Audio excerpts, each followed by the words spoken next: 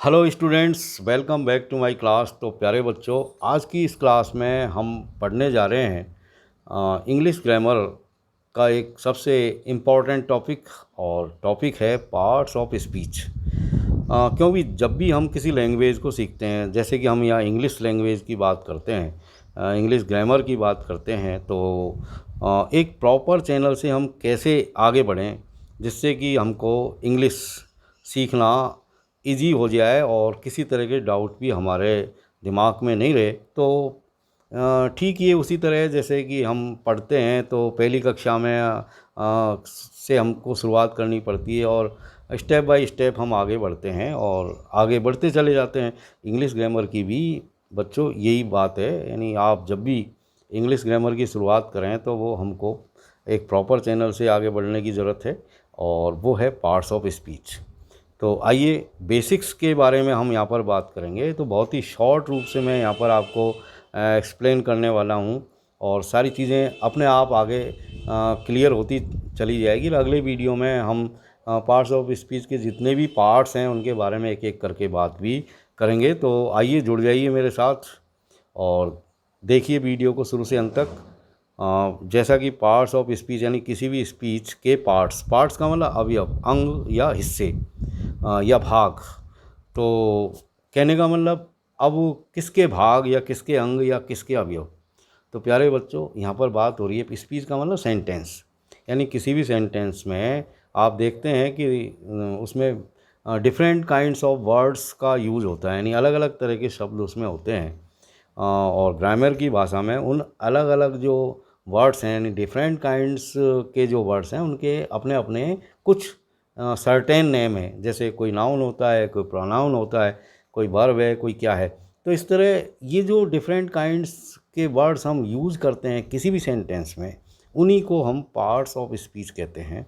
और ये संख्या में 8 होते हैं, वैसे 9 भी हम इनको कह सकते हैं। और 9वां जो पार्ट्स ऑफ स्पीच है वो आर्टिकल के रूप में हम शामिल कर सकते हैं।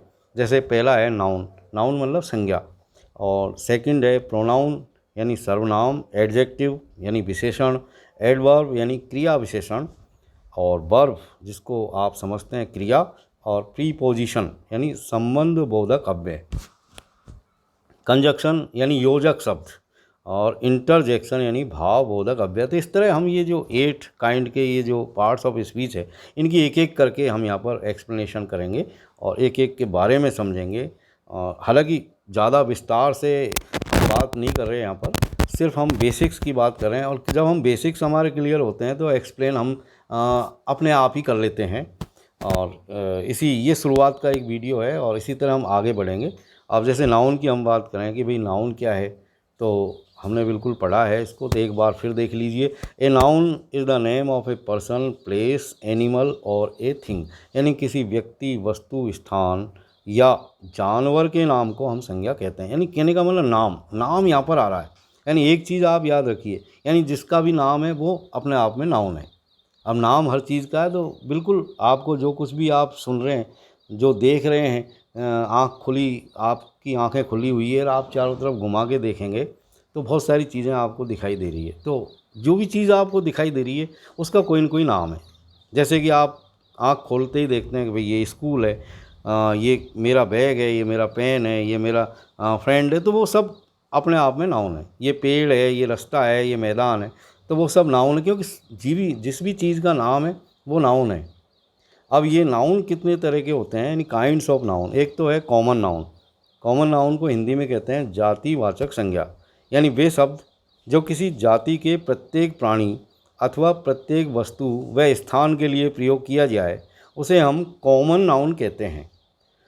ध्यान रहे, वह शब्द किसी विशेष के लिए प्रयोग न हो, यानी ये कॉमन नाउन किसी स्पेशल वर्ड के रूप में यूज़ नहीं होते। इसके अलावा कॉमन नाउन यदि वाक्य के बीच में प्रयोग होता है, यानी कॉमन नाउन का कोई वर्ड यदि सेंटेंस के शुरुआत में नहीं आता बल्कि बीच में आता है, तो हमेशा स्मॉल लेटर में लिखा जाता है। इसके अलावा ये जो कॉमन नाउन होते हैं ये सिंगुलर और प्लूरल दोनों ही तरह से इनका यूज़ किया जाता है। एक इसकी कैरेक्टरिस्टिक्स है कि इनके पहले कोई आर्टिकल भी लगता है, जैसे ए एन दी, यानी AND के बाद जो वर्ड आ रहे हैं वो आप मानिए कि वो कॉमन नाउन हो सकते हैं, यानी कॉमन नाउन से पहले आर्टिकल आना निश्चित है। जैसे आई सा ए मैन, तो ये मैन या स्कूल, लायन और पेंसिल ये सब कॉमन नाउन है, इन सबसे पहले आर्टिकल लगा हुआ है। जैसे I saw a man, this is a school, there is a lion और दैट इज़ ए पेंसिल। अब देखिए सेकंड प्रॉपर नाउन, ये दूसरा नाउन है प्रॉपर नाउन। प्रॉपर नाउन को हम कहते हैं व्यक्तिवाचक संज्ञा, यानी वे शब्द जो किसी विशेष व्यक्ति या विशेष, देखो विशेष पे ध्यान रखो, विशेष व्यक्ति, विशेष वस्तु अथवा विशेष स्थान का बोध कराते हैं, उसे हम प्रॉपर नाउन कहते हैं। प्रॉपर नाउन हमेशा कैपिटल लेटर से लिखा जाता है, चाहे वो सेंटेंस की शुरुआत में आए या बीच में आए, ये हमेशा कैपिटल लेटर से ही लिखा जाएगा। प्रॉपर नाउन हमेशा सिंगुलर में ही लिखा जाता है, ये चीज़ें याद रखें आप। यानी प्रॉपर नाउन एक तो कैपिटल लेटर में लिखा जाता है, यानी उसका पहला अक्षर कैपिटल होता है। इसके अलावा इनका जो नंबर है वो सिंगुलर रहता है, ये प्लूरल में नहीं लिखे जाते। इसके अलावा प्रॉपर नाउन से पहले कोई आर्टिकल का प्रयोग नहीं होता, जैसा कि कॉमन नाउन में आपने देखा कि कॉमन नाउन से पहले आर्टिकल लगते हैं। जैसे कुछ एग्जांपल देखिए, जैसे आई सा राम इन द स्कूल, तो राम यहाँ पर नाम है किसी व्यक्ति का, इससे पहले कोई आर्टिकल नहीं है, यानी कोई AND का यूज नहीं हुआ है यहाँ पर। यू लिव इन अजमेर, यहाँ पर आप देख रहे हैं अजमेर, अजमेर एक जगह का नाम है, स्थान का नाम है, तो यहाँ पर भी कोई आर्टिकल नहीं है। Jaipur is a big city, we read Aravali reader, अब ये एक बुक का नाम है। I read in Jain school, ये एक जगह का नाम है। यू लाइक लक्स सोप, ये एक वस्तु है। अब देखिए थर्ड वाला कलेक्टिव नाउन। कलेक्टिव नाउन को हिंदी में कहते हैं समूहवाचक संज्ञा, यानी जिस शब्द से एक ही प्रकार के, ध्यान रहे, जिस वर्ड से एक ही प्रकार के यानी एक ही काइंड के अनेक प्राणियों अथवा वस्तुओं का बोध हो, उसे कलेक्टिव नाउन कहते हैं। अब इसकी कुछ विशेषताएं हैं कलेक्टिव नाउन की, यानी कलेक्टिव नाउन छोटे अक्षरों में लिखा जाता है, कैपिटल लेटर में नहीं लिखा जाता। कैपिटल लेटर में प्रॉपर नाउन लिखे जाते हैं। सिंगुलर वर्ब का प्राय प्रयोग किया जाता है, यानी कलेक्टिव नाउन में का जो यूज़ है वो प्राय सिंगुलर वर्ब में होता है, यानी इसके साथ हमेशा जो वर्ब काम में आती है वो सिंगुलर नंबर में आती है, एक वचन की क्रिया लगती है, इस तरह समझें आप इसको। और ये भी सिंगुलर नंबर में ही लिखे जाते हैं। आवश्यकता अनुसार आर्टिकल का प्रयोग किया जाता है, नहीं तो नहीं किया जाता। जैसे कुछ एग्जांपल देखिए, the Indian army is strong, तो आर्मी जो वर्ड है ये कलेक्टिव नाउन है। आर्मी का मतलब सेना। अब सेना कोई एक आदमी की नहीं है, यानी बहुत सारे सिपाहियों से मिलकर के सेना बनती है, तो वो एक कलेक्शन हो गया, यानी बहुत सारे सिपाही मिलकर के क्या बना रहे हैं, आर्मी। अब एक आर्मी का मतलब है, आर्मी से हम क्या एज्यूम करते हैं कि ए ग्रुप ऑफ मैनी सोल्जर्स, यानी बहुत सारे सोल्जर्स का एक ग्रुप, लेकिन एक वर्ड से हमने उसको इंडिकेट कर दिया आर्मी। अब ये आर्मी अपने आप में कलेक्टिव नाउन हो गया, लेकिन ये इसके साथ जो क्रिया आई है वो इज आई है। यहाँ पर आप देख रहे हैं इज का यूज़ हो रहा है, the Indian army is strong. Second एक और एग्जांपल देखिए, our football team is good, यानी हमारी फुटबॉल टीम बहुत अच्छी है। तो यहाँ पर ये टीम का मतलब क्या है, टीम का मतलब एक ग्रुप ऑफ प्लेयर्स, यानी किसी भी टीम, यानी प्लेयर किसी के भी हो सकते हैं, टेनिस के हो सकते हैं, फुटबॉल के, क्रिकेट के, कबड्डी के, टेनिस के, टेबल टेनिस के, किसी भी कोई भी जो स्पोर्ट्स है सब में बहुत सारे जो है एक नंबर ऑफ प्लेयर्स होते हैं और उनका जो ग्रुप होता है उसको हम कहते हैं टीम। यानी जैसे फुटबॉल की टीम, क्रिकेट की टीम, इसका मतलब है कि बहुत सारे प्लेयरों का एक ग्रुप स्पेशल गेम खेलने के लिए, यानी फुटबॉल खेलने वाले बहुत सारे खिलाड़ियों का एक ग्रुप, तो वो होगी फुटबॉल टीम। बहुत सारे खिलाड़ियों का ग्रुप जो क्रिकेट खेलता है तो वो हो गया क्रिकेट टीम। तो टीम जो वर्ड है वो अपने आप में कलेक्टिव नाउन है। उससे क्या एज्यूम हो रहा है कि भाई कोई खिलाड़ियों का एक ग्रुप है जिसमें बहुत सारे खिलाड़ी हैं। टीम का मतलब यानी बहुत सारे एक विशेष खेलने वाले खिलाड़ियों का ग्रुप या समूह। अब यहाँ पर जो वर्ब काम में आई है वो भी इज है, यानी एक वचन में क्रिया काम में आती है। There are 40 boys in my class. अब क्लास क्या है, एक ग्रुप ऑफ स्टूडेंट्स, जो कि एक कमरे के अंदर बैठते हैं। तो क्लास भी एक कलेक्टिव नाउन है, क्योंकि इसमें क्लास से हमको जो समझते हैं हम क्लास से, तो वो ये है कि भाई बहुत सारे स्टूडेंट्स एक जगह बैठ करके पढ़ रहे हैं। There was crowd in the market. अब क्राउड भीड़ यानी बहुत सारे, पीपुल यानी क्राउड का मतलब है एक ग्रुप ऑफ पीपुल यानी बहुत सारे लोगों का समूह। अब देखिए फोर्थ वाला एब्स्ट्रैक्ट नाउन, इसको हम गुणवाचक या भाववाचक संज्ञा कहते हैं। यानी जिस शब्द से किसी भाव या गुण का बोध हो उसे भाववाचक या गुणवाचक संज्ञा कहते हैं। एब्स्ट्रैक्ट नाउन को यदि वाक्य के बीच में प्रयोग हो तो छोटे अक्षरों में लिखा जाता है। इसका प्लूरल नहीं होता, सिंगुलर में प्रयोग किया जाता है। यानी एब्स्ट्रैक्ट नाउन भी सिंगुलर में ही यूज होती है। इसके अलावा सिंगुलर वर्ब का यूज एब्स्ट्रैक्ट नाउन के साथ किया जाता है, जैसे इज, वाज या हैज। जैसे एग्जाम्पल लीजिए आप, honesty is the best policy. अब ऑनेस्टी यहाँ पर भाववाचक संज्ञा है। दूसरा देखिए, she has beauty. Beauty word क्या है, ये भी एक भाववाचक संज्ञा है। He was given honour. Honour क्या है, ऑनर एक भाववाचक संज्ञा है। Truth will come out. अब ये ट्रुथ क्या है, ये भी एक भाववाचक संज्ञा है। अब एक चीज़ आपने यहाँ पर को नोट की होगी कि भाई भाववाचक जो संज्ञा होती है, जो एब्स्ट्रैक्ट नाउन होती है, वो दिखाई नहीं देती। कहने का मतलब वो एक भाव होता है, सिर्फ एक गुण होता है, क्वालिटी होती है, जिसको हम महसूस नहीं कर सकते, देख नहीं सकते। यानी इनका कोई फिजिकल अपीयरेंस नहीं होता, एक भावना होती है। तो इसको आप इस तरह समझ सकते हैं कि भाववाचक संज्ञा वो वर्ड होते हैं जिनको हम सिर्फ महसूस करते हैं, वो दिखाई नहीं देते। अब देखिए पांचवा, मटेरियल नाउन, जिसको हम कहते हैं पदार्थवाचक संज्ञा।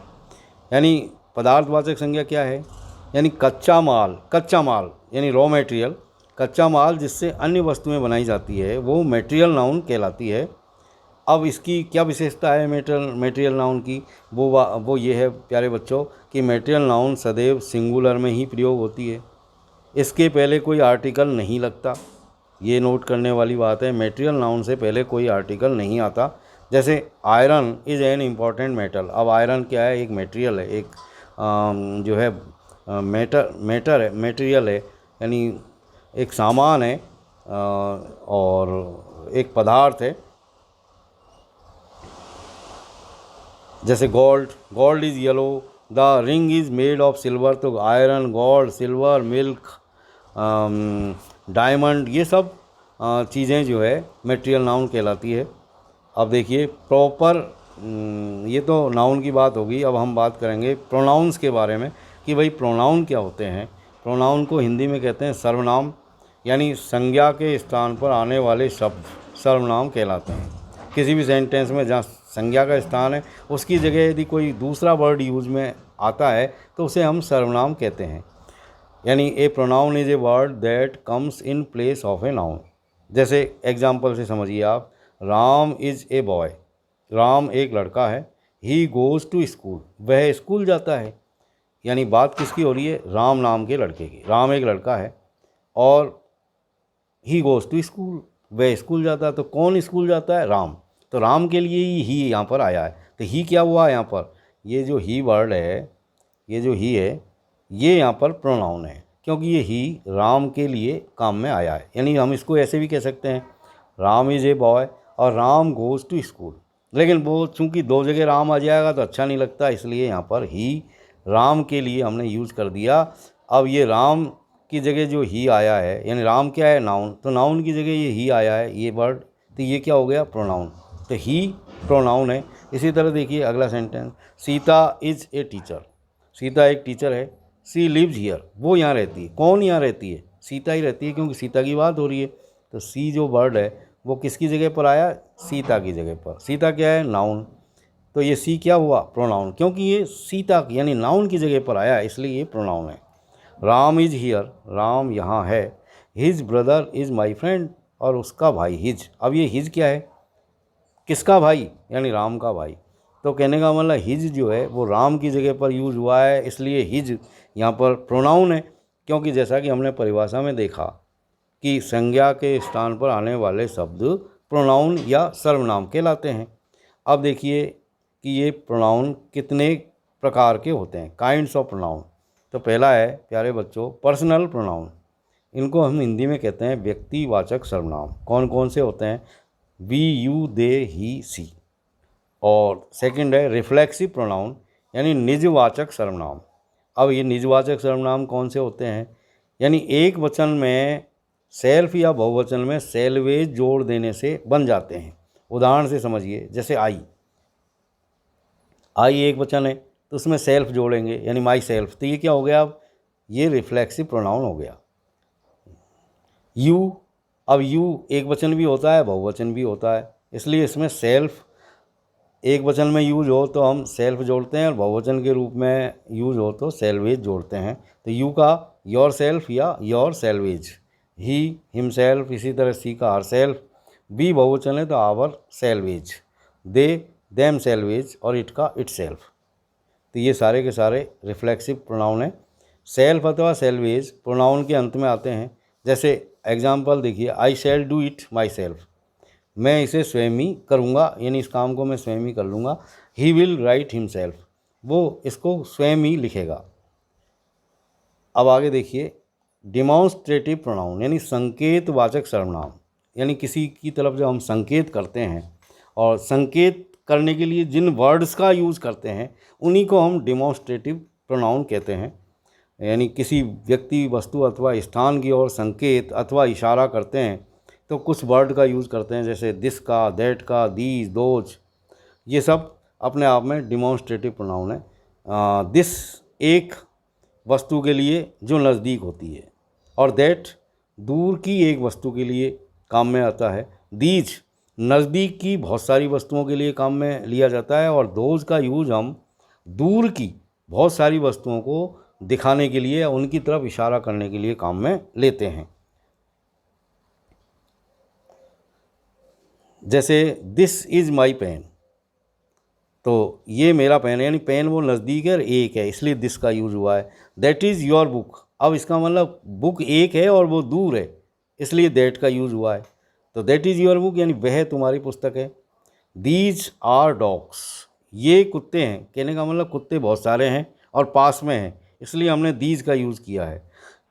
दोज आर काउच, इसका मतलब गायें बहुत सारी है और दूर है, इसलिए हमने दोज का यहाँ पर यूज़ किया है। इट इज़ ए हाउस, और इट इज़ ए हाउस यानी इट का यूज़ भी हम डिमॉन्स्ट्रेटिव प्रोनाउन के रूप में करते हैं कि यह एक मकान है, दिखाने के लिए यहाँ पर यूज़ हुआ है। अगला है इंटेरोगेटिव प्रोनाउन यानी प्रश्नवाचक सर्वनाम, इनसे प्रश्न बनते हैं। अब ये इंटेरोगेटिव प्रोनाउन कौन कौन से हैं? जैसे कि हु, हुम, हुज, विच, व्हेन, व्हाट वगैरह। और उपरोक्त शब्दों के बाद कोई helping verb, is, am, are, was, were, इस तरह की कोई भी एक हेल्पिंग वर्ब ज़रूर आती है और अंत में प्रश्नवाचक चिन्ह लगता है। लेकिन ध्यान रहे, हुज के बाद नाउन आता है, कोई वर्ब नहीं आती, वर्ब बाद में आती है। हुज के बाद यानी हुज के तुरंत बाद में कोई हेल्पिंग वर्ब नहीं आती, उसके तुरंत बाद में कोई नाउन आता है और हेल्पिंग वर्ब बाद में आती है।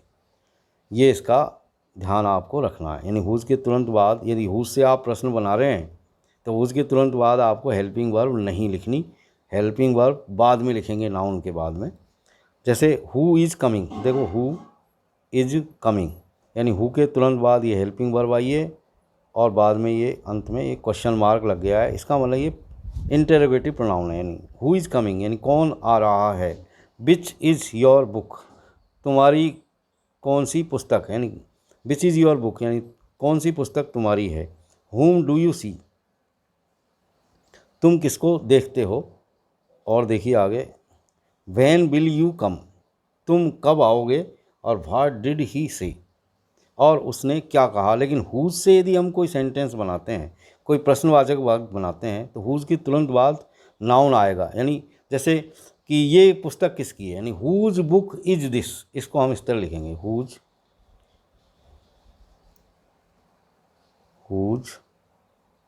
तो तुरंत हम ये नाउन लेके आएंगे book, whose book is this यानी ये पुस्तक किसकी है। अंत में ये प्रश्नवाचक चिन्ह हमने लगा दिया। अब देखिए अगला प्रोनाउन रिलेटिव प्रोनाउन। इनको हम संबंध वाचक सर्वनाम कहते हैं और ये इंटेरोगेटिव प्रोनाउन जैसे ही होते हैं, लेकिन इंटेरोगेटिव प्रोनाउन तो सेंटेंस के शुरुआत में आते हैं और उनसे कोई प्रश्न बनता है। और रिलेटिव प्रोनाउन दो वाक्यों को आपस में जोड़ते हैं, बल्कि यूँ कह सकते हैं दो क्लाजेज को आपस में जोड़ते हैं और बीच में आते हैं, सामने नहीं आते। इसलिए हम इनको संबंधवाचक सर्वनाम कहते हैं, क्योंकि वाक्य के शुरू में आ गया तो फिर तो वो तो इंटेरोगेटिव प्रोनाउन बन जाएगा।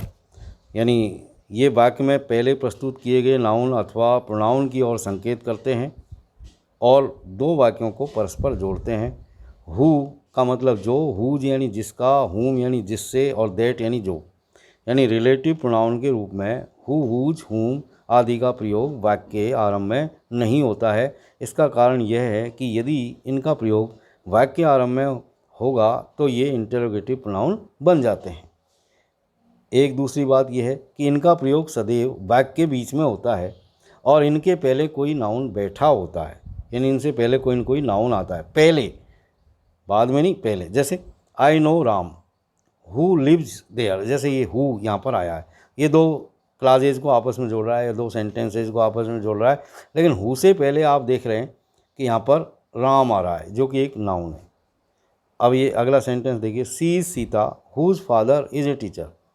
यानी वह सीता है जिसके पिताजी एक टीचर हैं। तो यहाँ पर हुज से ये दो सेंटेंस आपस में जुड़े हुए हैं, लेकिन हुज से पहले यहाँ पर ये नाउन आ रहा है सीता। दैट इज़ राजू हुम सी लव्स। अब यहाँ पर हुम से ये दो वाक्य जुड़ रहे हैं, लेकिन हुम से पहले ये एक नाउन यहाँ पर आया हुआ है और दोनों वाक्य आपस में जुड़ गए। यानी दैट इज़ राजू, वह राजू है जिससे वह लव करती है। They know the house that she bought. अब यहाँ पर भी ये दैट से जुड़े हुए हैं दोनों सेंटेंस, लेकिन दैट से पहले यहाँ पर ये नाउन आ रहा है, इसलिए दैट यहाँ पर एक रिलेटिव प्रोनाउन है। यानी दे नो द हाउस, वे उस मकान को जानते हैं, दैट सी बॉट जिसको उसने खरीदा। अब देखिए अगला है डिस्ट्रीब्यूटिव प्रोनाउन। डिस्ट्रीब्यूटिव प्रोनाउन की विशेषता क्या होती है कि इनका प्रयोग प्रत्येक या हरेक आदि के लिए होता है। जैसे each, every, either, neither, none आदि ये डिस्ट्रीब्यूटिव प्रोनाउन कहलाते हैं। और डिस्ट्रीब्यूटिव प्रोनाउन की जो विशेषता है वो ये है कि ये जो है किसी की तरफ इशारा करते हैं और उसके बारे में जो है उसकी संख्यात्मक सूचना देते हैं। जैसे आई नो ईच बॉय, मैं प्रत्येक लड़के को जानता हूँ। ईच गर्ल वाज प्लेइंग, प्रत्येक लड़की खेल रही थी। एवरी मैन वाज गोइंग, प्रत्येक आदमी जा रहा था या हर एक आदमी जा रहा था। पर्सन्स, अब पर्सन्स क्या होते हैं, इनको हम कहते हैं हिंदी में पुरुष। यानी पर्सनल प्रोनाउन वे होते हैं जो किसी व्यक्ति के नाम के लिए प्रयोग किए जाते हैं, जैसे I, him, she, you, they, there, her आदि। पर्सनल प्रोनाउन के तीन पर्सन यानी तीन पुरुष होते हैं। पहला फर्स्ट पर्सन, जिसको हिंदी में कहते हैं उत्तम पुरुष। और ये फर्स्ट पर्सन के जो प्रोनाउन होते हैं वो बात को कहने अथवा बोलने वाले यानी स्पीकर के रूप में काम में आते हैं। यानी जो बात को कहता है, यानी जो वक्ता होता है, जो स्पीकर होता है, उसके लिए ही इनका यूज़ होता है और इनको हम फर्स्ट पर्सन के प्रोनाउन कहते हैं, जैसे आई और वी। सेकंड पर्सन, अब सेकंड पर्सन के जो प्रोनाउन है उसका हिंदी अर्थ होता है मध्यम पुरुष। और ये मध्यम पुरुष कौन होते हैं, ये लिसनर होते हैं। फर्स्ट पर्सन के तो स्पीकर यानी बोलने वाले और सेकंड पर्सन के लिसनर यानी सुनने वाले, यानी जो बात को सुनते हैं, और ये होता है यू। थर्ड पर्सन का मतलब अन्य पुरुष। तो थर्ड पर्सन के प्रोनाउन कौन से हैं, ही, सी, इट और दे, ये थर्ड पर्सन के प्रोनाउन हैं। और इनका यूज़ कैसे होता है, यानी जिनके बारे में बात की जाती है। जैसे फर्स्ट पर्सन का प्रोनाउन है वो तो स्पीकर है यानी बोलने वाला है। सेकंड पर्सन सुनने वाला है, लिसनर है। और थर्ड पर्सन जिनके बारे में बात की जाती है वो थर्ड पर्सन है। कहने का मतलब आई और वी यू से ही, सी, इट और दे की बात करते हैं। इस तरह आप इसको समझ लो। अब ये जो पर्सन्स होते हैं इनके कुछ केस होते हैं, जैसे नॉमिनेटिव, पजेसिव और ऑब्जेक्टिव। फर्स्ट पर्सन जैसे आई और वी, और सेकंड पर्सन यू, और थर्ड पर्सन ही, सी, दे और इट।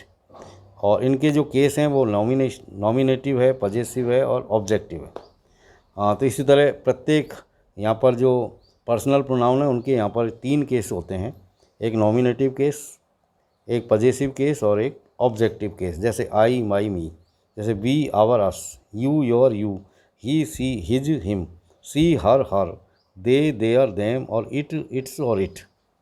अब इनका यूज़ कैसे करते हैं? सबसे पहले हम नॉमिनेटिव केस के बारे में बात करें तो नॉमिनेटिव केस के जो प्रोनाउन होते हैं उनका प्रयोग वाक्य के वर्ब के पहले होता है, यानी अधिकतर सब्जेक्ट के रूप में इनका यूज़ होता है, यानी वर्ब के पहले, और वर्ब के पहले प्राय सब्जेक्ट आता है। जैसे ये सेंटेंस देखिए आप एग्जांपल के लिए, जैसे आई एम ए बॉय, तो यहाँ पर आई नॉमिनेटिव केस में है। यू आर ए स्टूडेंट, तो यू यहाँ पर नॉमिनेटिव केस में है। सी टेक्स टी, क्योंकि क्रिया से पहले सी आया इसलिए सी जो प्रोनाउन है ये नॉमिनेटिव केस में है। We are players, he writes a letter, they play football, यहाँ पर जितने भी प्रोनाउन आए हैं वो सब वर्ब के पहले आए हैं, तो ये सब नॉमिनेटिव केस में है। अब देखेंगे हम ऑब्जेक्टिव केस, यानी ऑब्जेक्टिव केस के जो प्रोनाउन होते हैं उनका प्रयोग वर्ब के बाद में किया जाता है। जैसे राम सा यू, यहाँ पर ये जो यू आया है ये वर्ब के बाद में आया, तो ये ऑब्जेक्टिव केस है। They gave me a book, यहाँ पर जो मी आया है ये इस सेंटेंस में वर्ब जो गेव है उसके बाद में आया है। Sita takes us to garden, तो यहाँ पर अस जो आया है वो वर्ब के बाद आया है तो ऑब्जेक्टिव केस है। दे वेंट टू हिम, तो यहाँ पर जो हिम आया है ये वर्ब के बाद आया है इसलिए ऑब्जेक्टिव केस है। फादर पनिश्ड हर और आई सा इट। अब पजेसिव केस की क्या विशेषता है? पजेसिव केस के प्रोनाउन के तुरंत बाद कोई नाउन अवश्य आता है, और ये प्रोनाउन वर्ब के पहले भी आ सकते हैं और वर्ब के बाद भी आ सकते हैं। लेकिन 2 चीज़ें आपने यहाँ पर नोट की पजेसिव प्रोनाउन के बारे में, यानी ये वर्ब के पहले भी आ सकते हैं, वर्ब के बाद में भी आ सकते हैं। लेकिन जो सबसे इम्पोर्टेंट बात है वो ये है कि यानी ये जो पजेसिव प्रोनाउन है इनसे पहले कोई ना कोई नाउन ज़रूर आता है। जैसे दिस इज़ माई हाउस, यहाँ पर ये जो माई है ये पजेसिव केस में है, वर्ब के पीछे आया कोई बात नहीं, लेकिन यहाँ पर माई के बाद में ये हाउस जो वर्ड आ रहा है, ये जो नाउन है, इससे ये सिद्ध हो रहा है कि माई हाउस, यानी ये जो माई है वो पजेसिव प्रोनाउन है, क्योंकि बिना नाउन के पजेसिव केस नहीं होते, ये अकेले नहीं आते। जब भी पजेसिव केस में हम किसी प्रोनाउन का यूज़ करते हैं तो वो अकेला नहीं आता, किसी न किसी नाउन के साथ आता है। That is our car, our pronoun है लेकिन इसके बाद में कार आ रहा, आवर कार, हमारी कार। ये दोनों यहाँ जो एग्जाम्पल है ये ऑब्जेक्ट की जगह पर है, कहने का मतलब क्रिया के बाद है। अब यहाँ पर देखिए क्रिया से पहले आ गया her father went to Jaipur, her father, अब ये वर्ब से पहले आ गया, लेकिन हर जो वर्ड है उसके बाद में ये फादर नाउन आया इसलिए पजेसिव केस है। Her father went to Jaipur, उसके पिताजी जयपुर चले गए। अब इसमें हम नाउन को यदि हटा दें तो कोई अर्थ नहीं निकलता इसका। जैसे her went to Jaipur, her went to Jaipur, कोई अर्थ नहीं निकलता। जैसे I like this brother, I like their brother, ये बाद में आया है तो देयर के बाद में ब्रदर आया है, नाउन है तो ये भी पजेसिव केस है। योर ब्रदर इज़ गुड, तो यहाँ पर योर आया है। हिज ब्रदर केम हियर, तो यहाँ पर हिज के साथ भी ये ब्रदर आया जो कि नाउन है। कहने का मतलब प्यारे बच्चों ऐसा है कि पजेसिव प्रोनाउन वे होते हैं जो क्रिया से पहले भी आते हैं, क्रिया के बाद में भी आते हैं, लेकिन अकेले नहीं आते, अपने साथ कोई न कोई नाउन लेकर के आते हैं।